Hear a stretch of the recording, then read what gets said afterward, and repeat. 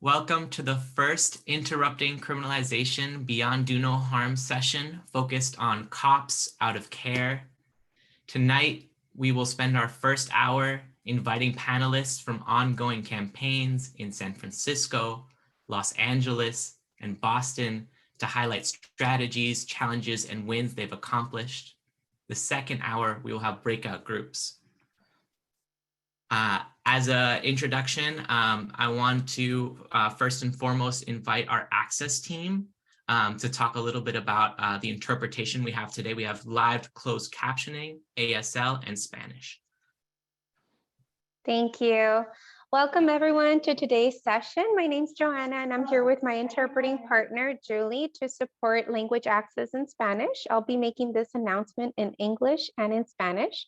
Hola y bienvenidos a todos a la reunión de hoy. Mi nombre es Joanna y estoy aquí con mi compañera de interpretación, Julie, para apoyar con el acceso a idiomas. Anunciaré este mensaje en inglés y en español. We invite everyone to select their language of choice and be part of this multilingual space. Please select English if you have limited Spanish proficiency, or select ASL if you would like to see the presentation in ASL. For those of you who will be speaking in English, please remember to speak at a moderate pace because we do use 30% more words in Spanish to say the same thing as the English. If you're on your computer, at the bottom, you'll see a globe that says interpretation. Go ahead and put a check mark on English if you need to hear the interpretation from Spanish into English. If you're on a cell phone or a tablet, you can locate the three dots, put a check mark on English, and then hit done. This last step is very important in order to activate and begin your interpretation. Unfortunately, it does not work if you're using a Chromebook or if you are dialing into the meeting. And please, friendly reminder, if you see an interpreter raise their hand, it means to slow down. Les invitamos a todos a seleccionar su idioma de preferencia para poder formar parte de este espacio multilingüe. Seleccione el español si está limitado en su dominio del inglés. De esta manera pueda escuchar a las intérpretes del inglés al español. Si está en su computadora, hay un globo en la parte inferior de su pantalla que dice interpretación, donde podrá seleccionar español.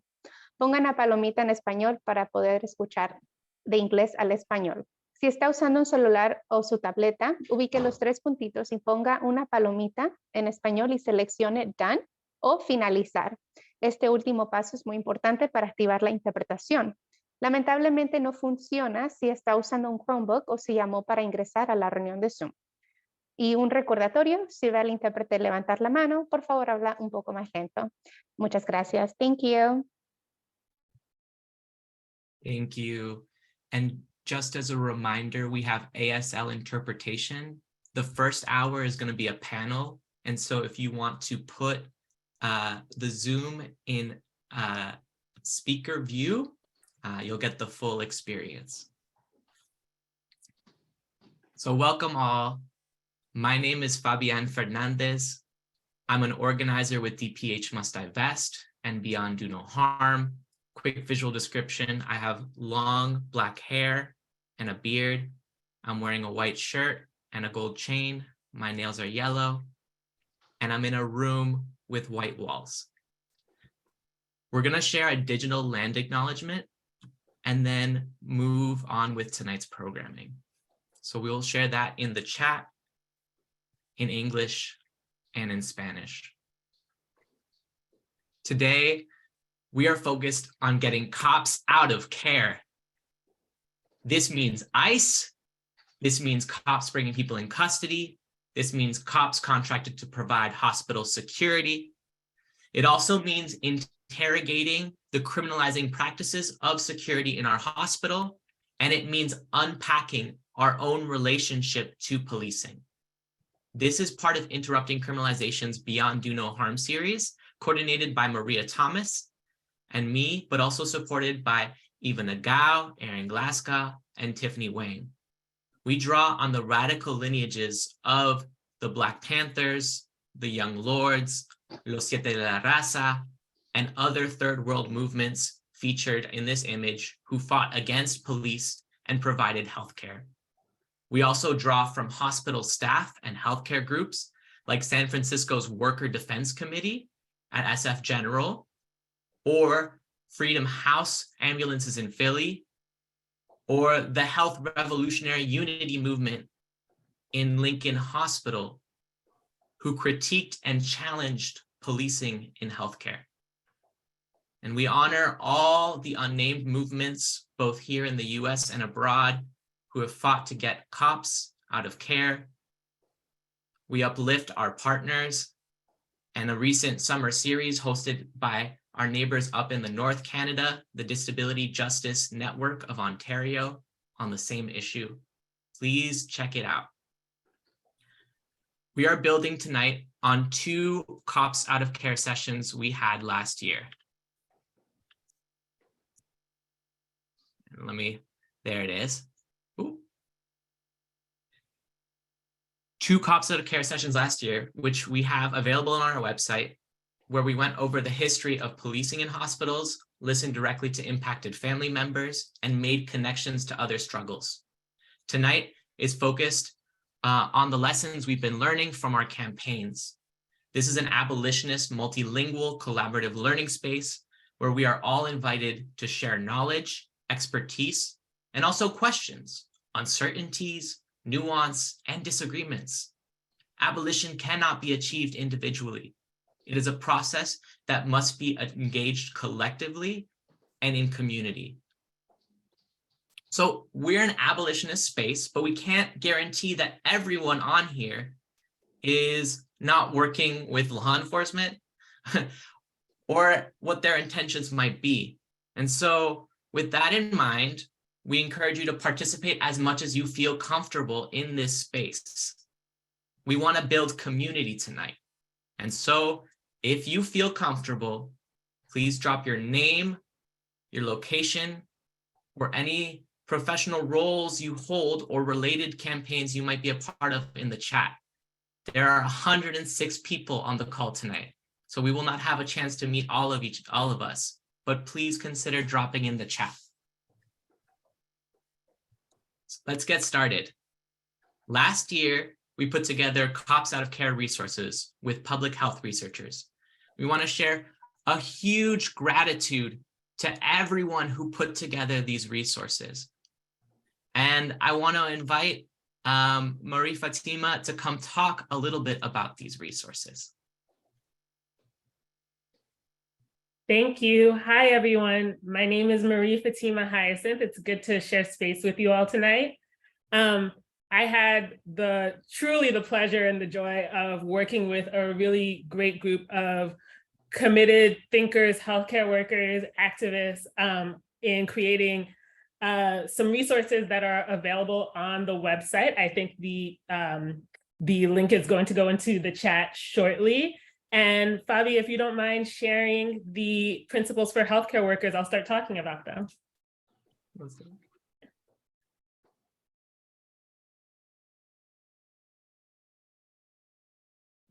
So while we're getting it up, I'll say that these are 3 resources. As I mentioned, they're going to be on the website. We're really hoping that folks will print them out, put them in your staff rooms, in your break rooms. You'll email them to your colleagues and comrades. You'll tweet about it, share it, truly, however makes sense in your communities. So this first piece, Abolitionist Principles for Healthcare Workers, is both a grounding document and a vision statement. So the principles that are outlined here are ones that we hope that we can kind of return to and think with when we're faced with thorny, nuanced situations where we're actually trying to figure out how to limit the harm of carceral systems, how to provide care in the context of different carceral systems. I want to point out a couple of themes that are going to come up throughout these 3 documents. First of all, we believe in abolition in a transformative sense, meaning that we understand that we have to change so many structures, truly everything, in order to get to this abolitionist healthcare vision that we're talking about.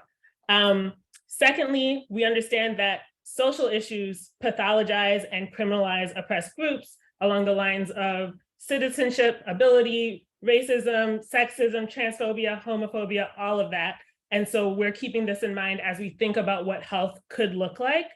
And finally, we believe that this work has to be done in community and alongside others who are advocating for justice. So those are the broad strokes of these principles that you see in this first document, and that will come up in a couple of the other documents as well.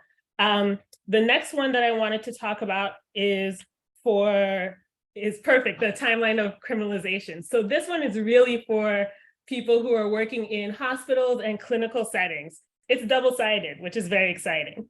The first side represents how criminal legal policies impact someone before, during, and after the point that a person shows up asking for care or help in your clinic or your hospital. If you look at the front page, you'll notice that the design is cyclical, because we know that criminalization leads to poor health outcomes exacerbate criminalization. It goes back and forth and back and forth. The next page talks about different ways that you can help to break that cycle. And we're thinking about this both at an individual level, so what you as a provider can do at the point of care, and as well as ways that you can engage in institutional advocacy within your hospital, within your clinic, as well as community organizing in solidarity with people who are outside of your institution. And finally, this last document is one that I'm very excited about, because I'm a PhD student thinking about the ways that public health and carcerality are connected.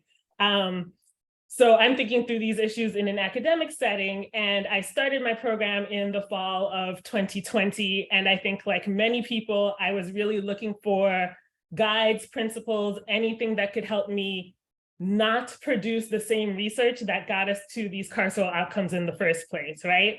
I'm thinking about this document, I think about the words of the Black Studies scholar Christina Sharp, who cautions against reinscribing our own annihilation, and instead encourages us to read, think, and imagine otherwise. So these are the principles that encourage us to challenge our biases, including those that are baked into our ideas of how we're supposed to do research according to our academic disciplines or according to the methods that we choose.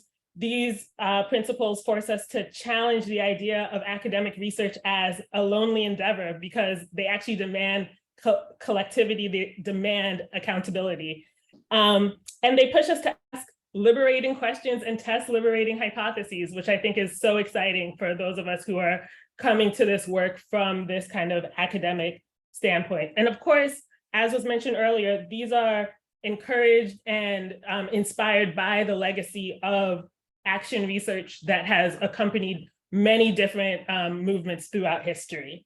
So I know I've dropped a lot of information. As I mentioned, the link to this is in the chat. If you all have questions, please begin putting them in the chat and we'll get to them at the end. But thank you so much. Thank you so much. Appreciate all your work. I want to call next our panelists so we can start our conversation on ongoing campaigns. So give us a moment to spotlight our panelists for today. We have folks from San Francisco General Hospital as part of the DPH Must Divest campaign. We have folks from Los Angeles as part of the Frontline Wellness campaign. And we have folks from Boston who work in Mass General and are trying to do abolitionist work there.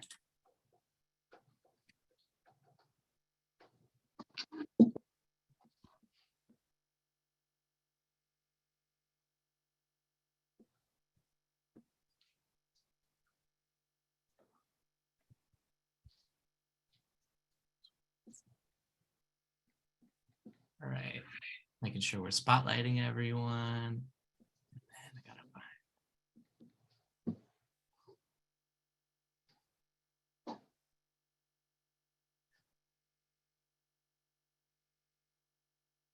All right, I think we got everyone on here. Welcome, welcome.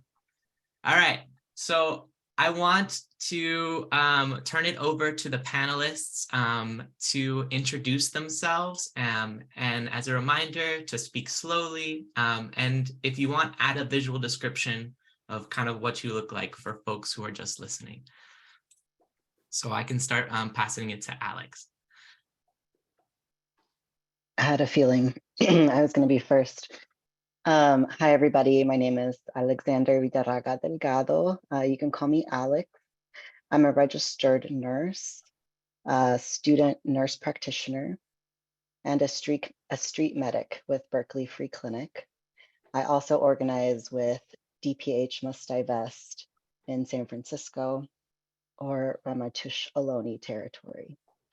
A brief physical description. I am light-skinned Latino, wearing a striped shirt. I have a beard and dangly earrings and long dark hair. And behind me, there's plants and some artwork. So I don't like talking about myself, and with so many incredible colleagues here in this Zoom space, I felt anxious to introduce myself in a way that proved that I should be here. But thankfully, a friend reminded me that the truth is abolition is for everyone. And that's actually my focus today, abolition at the smallest scale. So I've been a nurse since 2018, and I've worked inside and outside of hospitals and at a queer trans sexual health community clinic. I began formally organizing around abolition in Minneapolis during the 2020 George Floyd uprising. However, I first understood healthcare as a site for social oppression and state control as a young immigrant girl coming to terms with my gender and sexuality and reproductive potential in Birmingham, Alabama. Currently, I'm working to understand the many ways white supremacy, colonialism, heteropatriarchy, and punishment culture exert their influence at the micro level in the relationship between a healthcare worker and a patient, and also in the relationship between a healthcare worker and yourself. And I will pass it off. Am I picking the next person, Fabi? Okay, I will pick Kelly. Hi, everyone. My name is Kelly Butler. I use she, her pronouns. I'm a resident physician in family medicine at UCSF, but I mostly work at the San Francisco General. It's a safety net hospital with an academic sprinkle. I am a light-skinned Black girl with Black twists, a brown sweater, and my Black background says Black History Month. I come to this space as someone who is relatively new to the concept of abolition and carcerality. It's not something I personally experienced or grew up with. It was introduced to me actually in my master's studies in health policy, where I joined and was lucky enough to be a part of the Harvard Prison Divestment Campaign in Boston. There, I met a lot of really phenomenal organizers that taught me what it meant to be an abolitionist in a very institutional space, like a high-powered Harvard. Carrying that energy into residency, I've now found a very obvious connection between carcerality and healthcare, working in the safety net. A lot of my patients are unhoused, have moved through the criminal punishment system in various respects, and I realized the real power that physicians have specifically in perpetuating that. My focus now is changing culture in my individual workspaces, but also making sure that people understand the power of the legislative process and policy to effectuate change as physician advocates. I'll popcorn to Mark. Hi, everybody. It's a real honor to be here. Hola a todos, es un honor estar aquí. So I'm hearing the interpreter. Is that Yeah, everything? one minute, Johanna. I think we can hear you. I'm gonna just reset this and then figure it out again. I might remove you as an interpreter and then put you back. So I have a graying beard and not much hair on the top of my head, glasses, and I have 2 posters I got in Cuba in 1979 before most of you were born. So I'm a primary care doctor working at Mass General Hospital and at Healthcare for the Homeless. I spent the first part of my career taking care of people living with HIV, and my second half taking care especially of patients who use drugs. I've seen how the criminalization of homelessness, of drug use, of mental illness has led to our current situation with mass incarceration, rising rates of overdose deaths, and declining life expectancy. I think the medical profession's complicity with all of these systems of oppression has made patients and people really reluctant to seek care from us. So I want to change the paradigm so that our care that we provide is just, and that people want to actually get the care they deserve and need. So I'm passing it. I'm not sure who else the panelists are, sorry. I'll pass it to Shamsher. Thanks, Bobby. Hey, everybody. Shamsher, Samra, he, him pronouns. I am light-skinned, short, black hair, wearing a brown sweatshirt against a white background. Very excited to be here, learn from you all, be able to share a bit about some of my experiences or the experiences from Los Angeles. I'm a emergency medicine doc by training. Always have had an interest in the practice of liberation medicine and how health work can be applied to support social movements, combating oppressive structures, including the carceral system. I think more recently, working in the emergency departments in Los Angeles, in and adjacent to the jails we have here, questions about criminalization in care spaces and how do we organize against it has come to the forefront of my work, and I think that's what brings me here today. So excited for the conversation. And I'll pass it to Norman. Hey all, my name is Norman Archer, he, him pronouns, and I'm a medical student at the University of California, San Francisco, and I get to organize with Alex and Kelly, who are both so wonderful. And I have short curly hair, light skin, I'm wearing glasses and a collared shirt with a silver chain. My background is like a fake wood grain panel in my auntie's house because I'm visiting her. And I first started organizing with DPH Must Divest when I started medical school in 2020. And I had some background in organizing around HIV and homelessness and substance use in New York City before I started medical school, and really wanted to prioritize building a safe space for future patients and community members as I went through the medical education journey and unlearning as much as I was learning. So I'm really excited to be here with so many great people, and yeah, thanks for having me. Welcome, everyone. We're so excited to learn from you all. We have 3 campaigns present. Let's take a few minutes per each campaign to talk about, what the focus has been, what some of the tactics you've tried. So can we get an overview of DPH Must Divest from someone who's excited? I can hop in with an overview, and then Alex and Kelly, please feel free to chime in. Yeah, so DPH Must Divest, it's a coalition and group and community of healthcare workers and healthcare students and community members. And our goal is to remove the San Francisco Sheriff's Department from our city's Department of Public Health and the San Francisco General Hospital. Currently, the Department of Public Health contracts the Sheriff's Department to be the security in the hospital.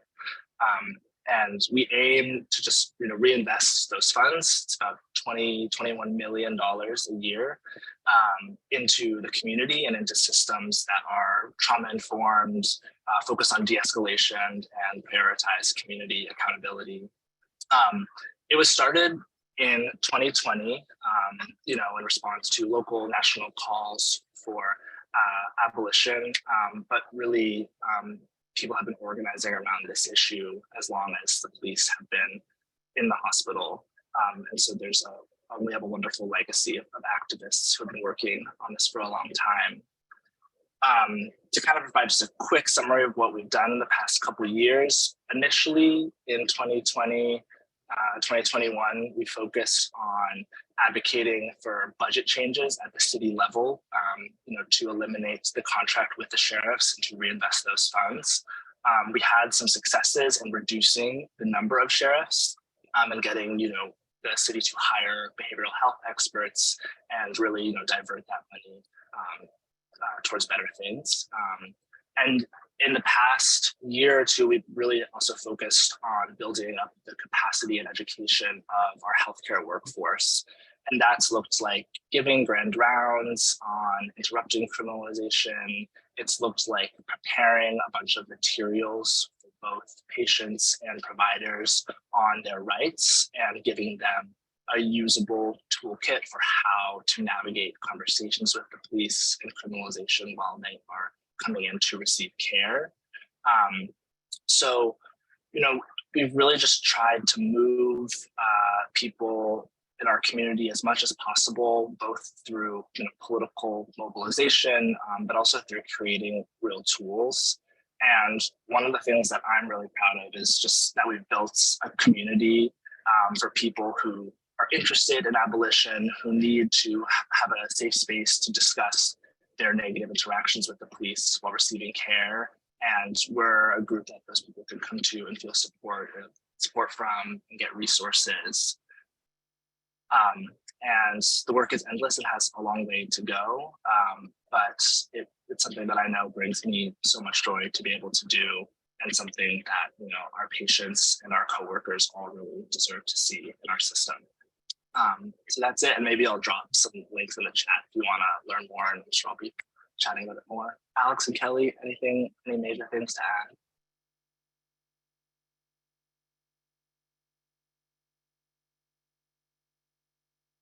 Thank you, Norman. This is Fabi, and I will pass it now to Shamsher to talk about frontline wellness. Thanks, Fabi. This is Shamsher. So Frontline Wellness was a collective, an organization that started probably in 2016, 2017, with the intention of bringing care workers, physicians, nurses, acupuncturists, anyone who's aligned with kind of promoting wellness and care together to promote decarceration and abolition. Really trying to orient providers to work in step with a broader coalition that had formed over the last several years to combat plans to build new jails justified on the basis of improving healthcare or mental health care. And as a part of for this formation or this collective, we were able to turn the attentions and energies to care spaces like hospitals, more specifically, and back in 2020 when the LAPD murdered a patient in Harbor, UCLA, Nicholas Burgos.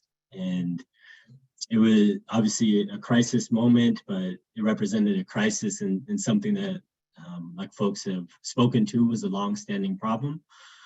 And from Frontline Wellness's perspective, it was an important moment to avoid the powers that be to just react to this moment and reconfigure things superficially, and an opportunity to do a few different things. And I think, as Norman kind of alluded to, a lot of it was popular education, talking to providers, asking the questions, thinking critically about relationships between law enforcement, our emergency departments, our hospitals. We have a similar setup in Los Angeles with the Los Angeles Sheriff Department substations being located in our safety net facilities. So thinking about why those relationships, why those investments existed, asking providers to question their interactions and common practices, taking the opportunity to counter the narrative that we knew would come out in terms of concerns about safety and whose safety was being prioritized.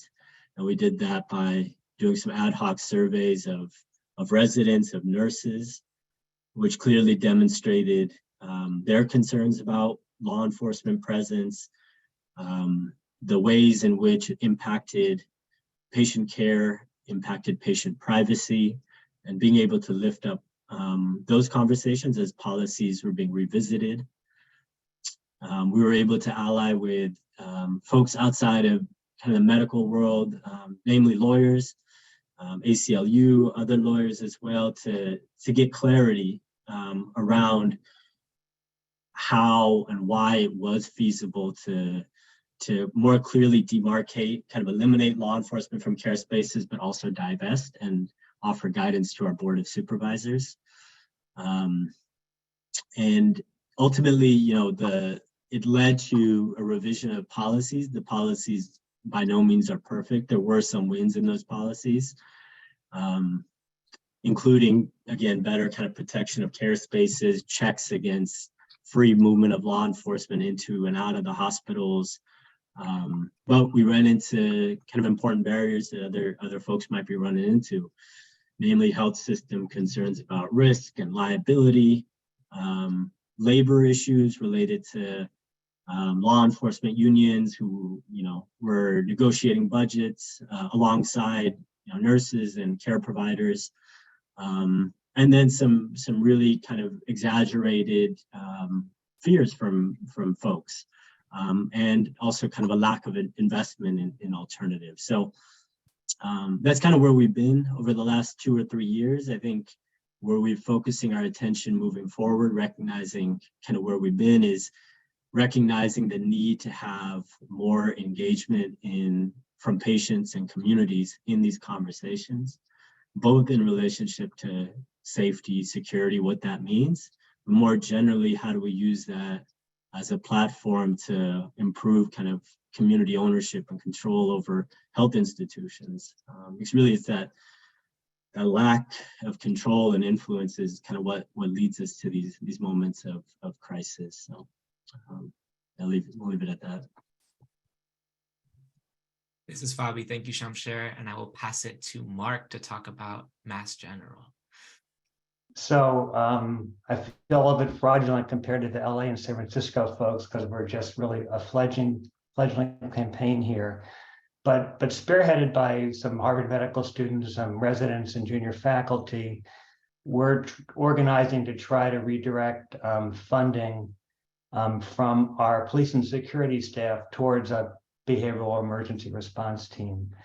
So back in 2020, residents in White Coat for Black Lives at Mass General made a series of demands to administration, which included defunding police and security, reporting the demographics of people who police and security were called upon. And it kind of hit a big barrier. And part of it was pushed back by our emergency room staff and nursing staff who felt that police and security kept them safe. And so this lay dormant for a while, but we began again meeting this fall, and particularly around the issues of how patients with either mental health crises or particularly suspected of using drugs in the hospital are treated by our police and security staff, you know, often leading to room searches and confiscation of materials, banning leaving the floor, ultimately ending up leaving in patient-directed discharges and poor patient outcomes. So we're once again trying to organize to take money from police and security and direct it towards psychiatry or social work and have a behavioral response team, so that when patients are perceived to be misbehaving or having difficulty, that they can be treated with respect and not by a securitized response. I have to say that a bunch of us reached out to, we were hoping for allies in our psychiatry department, social work department this fall, and really didn't get any positive responses. I think people are busy and overwhelmed with their clinical work. And so I think it's challenging times to work, but hopefully we'll be moving forward with this. Thank you so much. This is Fabi. We want to get into some of the lessons or some of the wins of our different campaigns. And so I wanted to start with Alex, because I know you've thought a lot about, political education and sort of the micro interactions that happen on an interpersonal basis. Yeah, thank you, Fabi. This is Alex again. So my focus as kind of part of the organizing around DPH Must Divest has definitely been on that like micro level interaction. As a nurse, that's always felt like the beginning, like the healing kind of begins in that relationship and really depends on the stewardship of that relationship. So it felt like a logical place for me to focus. And this is not new. I would say this is very much like the cop in your head, cop in your heart sort of work, but applied to healthcare. Specifically because I was coming up against so much pushback from other nurses who do strongly feel like unsafe at work because of the levels of workplace injury, workplace violence, and trying to see like, okay, where in these relationships, like, is it that we need to be doing our abolitionist work? So I really focus on identifying moments of like punishment, carcerality, policing or surveillance that happen between a healthcare worker and a patient, and how we can start acting on those moments now individually. We don't really have to wait for the hospital administration CEO to get on board with us for that, which has also been helpful for me as someone who sees these issues as they're so ingrained in our systems. Bringing them back down to the individual level really helps me focus on what I can shift right now. So I've done some political education with the Nurses for Sexual and Reproductive Health. I think Anna is here in the room too. She was my co-facilitator, and that was honestly the first time that I was able to connect with other nurses that had similar thoughts around abolition, around policing in the healthcare setting. And from there, I feel like there's been a lot more. I've felt more supported by nurses. I felt more supported by the physicians and my colleagues that are part of DPH Must Divest. And I really see this as critical work that we need to continue doing, because even as Mark said, if we get the police out of the hospital, the work is not over. Like, we are still perpetuating these white supremacist systems amongst each other, amongst us and our patients, and within ourselves. So I think starting to do that work and starting to feel supported in that work feels like a really big personal accomplishment for me. I think I'm going too fast. Because I guess a little bit more about me, when I started doing this in Minneapolis, I couldn't find any healthcare workers who were interested in having this conversation. So that feels like a win as a group and also for me. Thank you, Alex. I know that it takes a lot to stand up and to try to engage in a different type of relationship in the healthcare setting. And I want to bring in Mark, who's done some of this, actually sort of confronting some of the policing that's happening at Mass General. Yeah, so I do have a good success to report, and this was several years ago. One of my patients, I got this frantic and furious call from the mother of one of my patients because he was arrested upon discharge from Mass General. And she said that the MGH had actually called the police department on my patient because he had an open warrant and he got arrested on discharge. And I said, that's preposterous, it couldn't happen. And then a little sleuthing turned out this was actually happened. And then shortly after that, one of the residents, she may be on this call tonight, Dinah Applewhite, heard that her patient, her unhoused patient, who she had spent a lot of time setting up transitional housing for, the charge nurse told her that he was going to be arrested on discharge because he had an open warrant. And so Dinah told the patient, helped him abscond from the hospital with his prescriptions and whatever. Got a little reprimand for that. But then after that, we met with, we got a group of residents together, met with police and security, and it turns out that the hospital was doing threat assessments on patients who were either suspected of using drugs in the hospital, who were acting out, had mental health issues, and the threat assessment included running open warrants, which our police and security have the ability to do. And if patients had open warrants, even for shoplifting or trespassing or vagrancy or whatever, they would call the police departments and our patients were getting arrested on discharge. And they claim that that was a requirement of their job and they'd lose their license if they didn't do it, which turned out to be bullshit. And so we got our legal department together and administration and got them to stop doing that thing. And so the year it happened, 30 patients actually had been arrested on discharge from the hospital, and the following year it was down to 0. But our concern was, of course, that patients weren't going to want to seek care at our hospital if they knew that they're at risk for getting arrested when they were discharged. And then at the time, I did call around the city of Boston, so this wasn't unique at our hospital. It was happening at Boston Medical Center, at the Brigham, at Cambridge Hospital. And so, I think people ought to check into what's happening in their institutions, because I don't think it was unique at our place. Wow. Thank you, Mark. I want to pass it on to Kelly to talk a little bit about hospital policy, because I feel like this is a really important issue. And the more that we can work to decriminalize, the stronger we can be as campaigns. We certainly can't trust hospital systems to always be on the side of patients or providers. If you are a provider, you know that. Hospital policy is not necessarily rooted in what is best for a patient, what is scientifically proven, evidence-based. We know that incarceration is not good for people.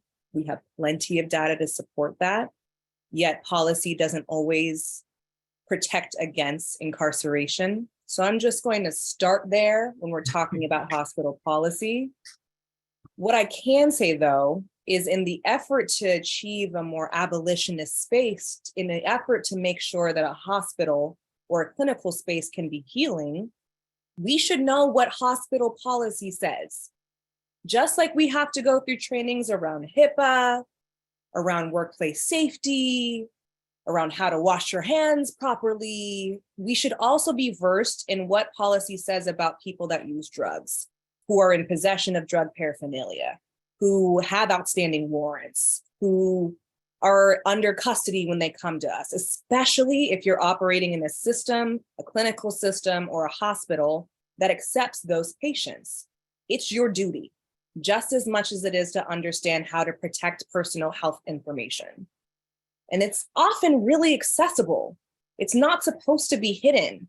Just like the policy on using restraints shouldn't be hidden, just like the policy on how much of a certain medication to give or how we are supposed to facilitate more effective discharges, policy around how people can move through the hospital if they're under custody should be made accessible. So first is understanding what policy exists and what it says. It can be as simple as going on your hospital's intranet, for example, at the San Francisco General, where there's a policies and procedures tab. You click on it and every policy for the hospital is listed. It's as simple as looking up substance use. So that's my first homework for everyone in this room, to understand what policy exists at your workplace. The second piece of homework that I would offer, and that we've been really intentional about in DPH Must Divest, is understanding what policy doesn't exist. For example, we had an incident when this is not a one-off, that was very similar to yours, Mark, that someone ended up arrested because someone ran their information while they were under care. And we found that there was not a given policy that said you can't do that. And part of that absence is also part of our advocacy focus. To be someone who is moving towards abolition means understanding what steps are needed to get there. And if part of the way that we can protect people against being arrested in clinical spaces means that policy needs to be developed to protect against it. I used hospital policy printed on an 8x11 paper, shoved in front of a sheriff's face, an officer's face, to say, you cannot do that, try me. And they can't come back with anything but, oh, you're right. Or I'm going to take this up my ladder, right? That's the way in which we can weaponize policy to our advantage as abolitionists, as people who have sworn an oath to protect and patients, to do no harm. And I think part of doing no harm is understanding the political landscape that you exist within. Thank you, Kelly. So in talking sort of about the landscape is changing. We are seeing, for example, DPH Must Divest, we are seeing in San Francisco General, the sheriffs being reduced, and in their place, that funding being used for behavioral emergency response teams. And this is complicated, right? There's a lot of questions we need to ask to unpack what is actually happening on the ground. Are they just de-escalating, or are they acting as co-responders to bring the police right back? And so I want to bring Norman to talk a little bit about the behavioral emergency response team and some of the questions that are ongoing that we still have as abolitionists. Hey, this is Norman. Thanks, Bobby. And trust and believe that Kelly Butler will always bring receipts to the hospital about the policy. And I just love her so much for that. She's such a great advocate. You hear it all the time from patients in the hospital. Yeah, so the BERT team, the Behavioral Emergency Response Team, is something that we advocated for in the budget. I think these types of teams, whether they're in the hospital or whether they are responding to crises outside the hospital, such as our street crisis response team, which have grown in popularity in the past couple of years, are a new kind of phenomenon that exists in this space. And one of the things, I think about, and that we think about in DPH Must Divest, is a quote from Ruth Wilson Gilmore, which is, abolition is about presence, not absence. And I think that oftentimes when I talk to people who aren't familiar with abolition, they say, oh, you just want to take everything away. And that can feel scary for people. I think especially if you work in a healthcare setting where there is workplace violence, it can feel scary. So we wanted to think about, what do you replace things with? What do you add to make the hospital a safer place for everybody? And BERT is one way we think you can start to do that. And I say start because one of the pros of BERT is that they hired fewer sheriffs and they hired more behavioral health experts. And that tips the balance, I think, in a direction that is good for abolition. It's adding people who have the appropriate training to deal with behavioral emergencies or psychiatric emergencies, instead of someone who is not qualified, who could only add violence to those situations. But it's not perfect because, BERT still exists in the overall hospital structure that has policing. And sometimes the BERT team works with the police, to when they're working with patients. And they also have a more of a focus on, reacting to situations that go south rather than preventing situations from happening in the first place.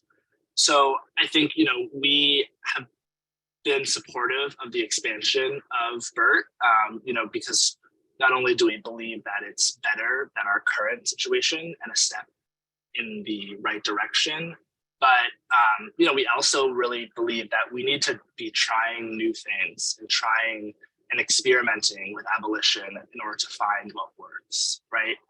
And that can feel scary, I think, to try to advocate for something new and different when maybe it won't work or won't work as well, or be worse. And I think, but if we're ever going to find a solution that does work, we have to be willing to try to engage with novel methods of safety and security in the hospital.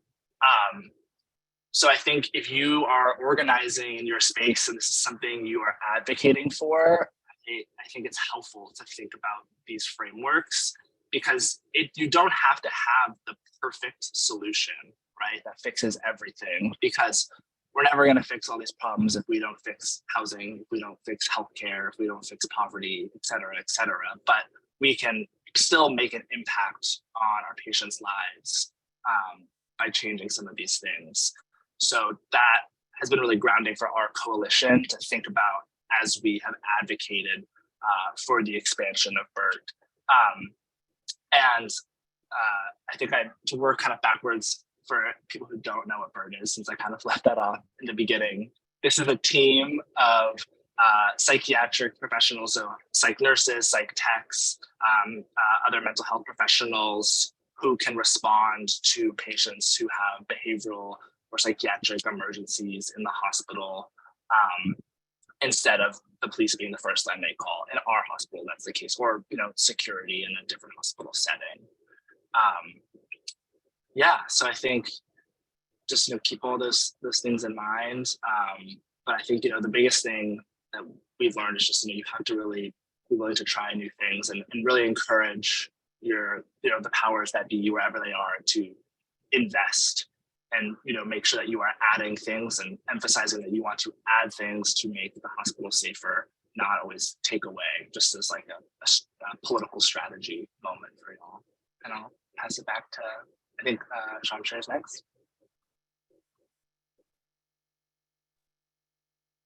Yeah, thank you, Norman.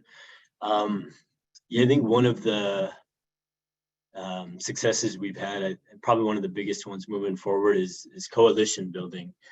And I think, just as an example, back I think 2015 or so, at the same institution, police had killed another patient in the emergency department. And at that time, providers had organized, but there was a lot of retaliation. There was a lot of fear that was kind of instilled in folks who were pushing for bigger changes, getting law enforcement out of the hospital.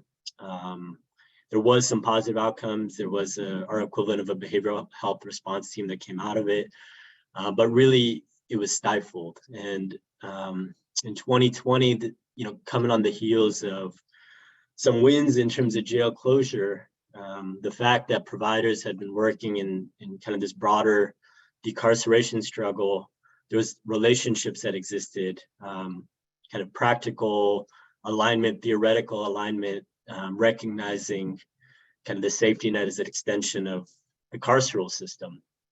And I think forming those relationships, organizing together, not only made providers stronger in their calls for change, it brought external pressure that was important, that continues to be important.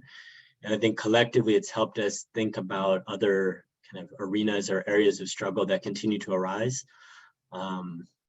There's always something new. There's, along with jail closure, they want to open up new care facilities that look a lot like jails.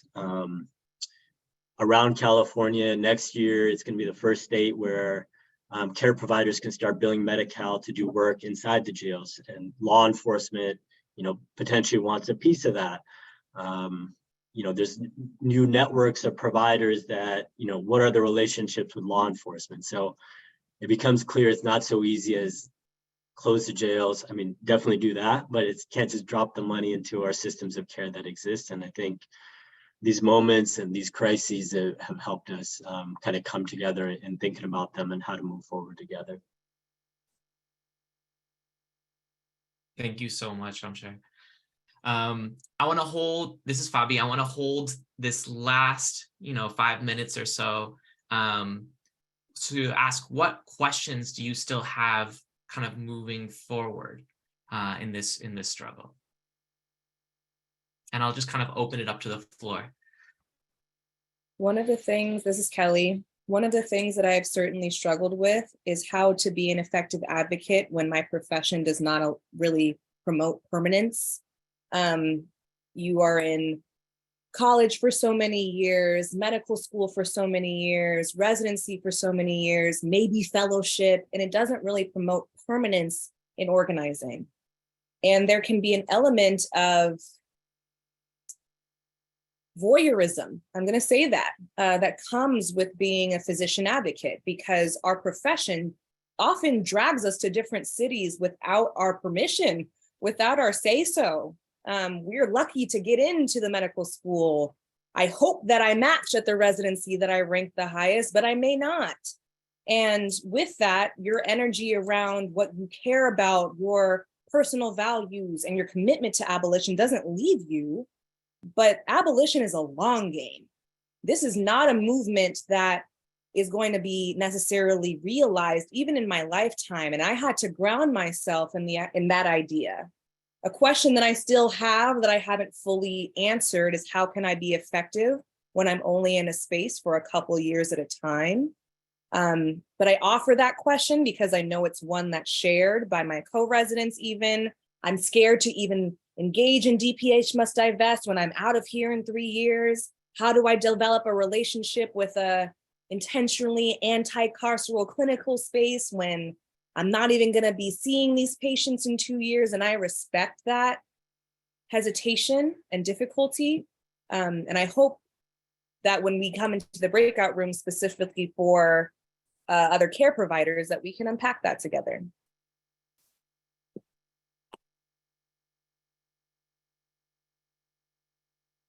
I think for me, a question that I have that I'm excited to work on is trying to find a way around nursing, because I see that nursing has a lot of say in the kind of security like exploration that we're like proposing. And my current interest is in maybe skipping over nurses and connecting more directly, sorry, my dog, connecting more directly with lesser paid patient care staff who are actually being more impacted by workplace violence and workplace injuries, and are predominantly Black and Brown women. So seeing like nursing as maybe a more longer term goal, but seeing the possibility for partnership and coalition with like our medical assistants, our medical techs, and the folks that are like doing the most patient care and getting paid the least, and also getting impacted the most by violence.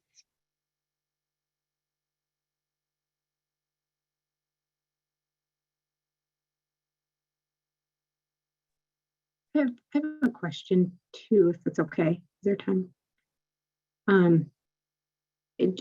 So I work in a community health center, a federally qualified health center, and lately there's been a lot of like car thefts in our parking lot, and there have been someone was like held up at gunpoint in our parking lot. And we've been holding a lot of conversations for staff around safety. Everyone's feeling unsafe right now. And my question is about the power dynamic. Like there's a lot of us who are physicians who are supporting abolition and who feel very strongly about police presence, but there seems to be a little bit of like a disconnect because a lot of the staff who are Black and Brown are like, we need more police presence. We are feeling unsafe, like we need what to do. And I think that there's a power dynamic there that feels complicated for me to navigate. And so just like thinking about how to have these conversations in a way that's like respectful and sensitive is just something that like I think some of the providers in our clinic have been grappling with.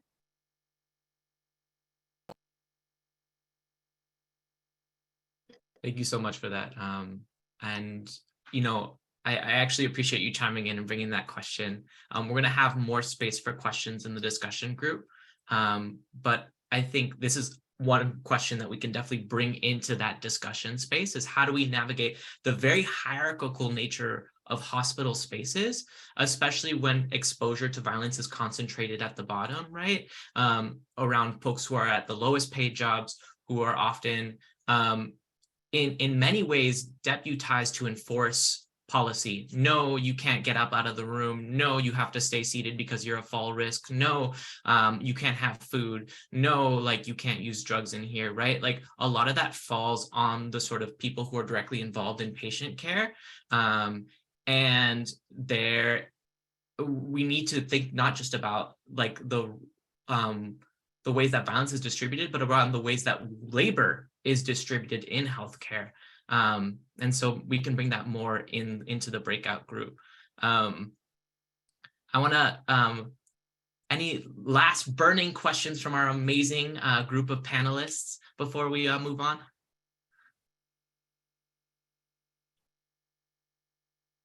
Okay.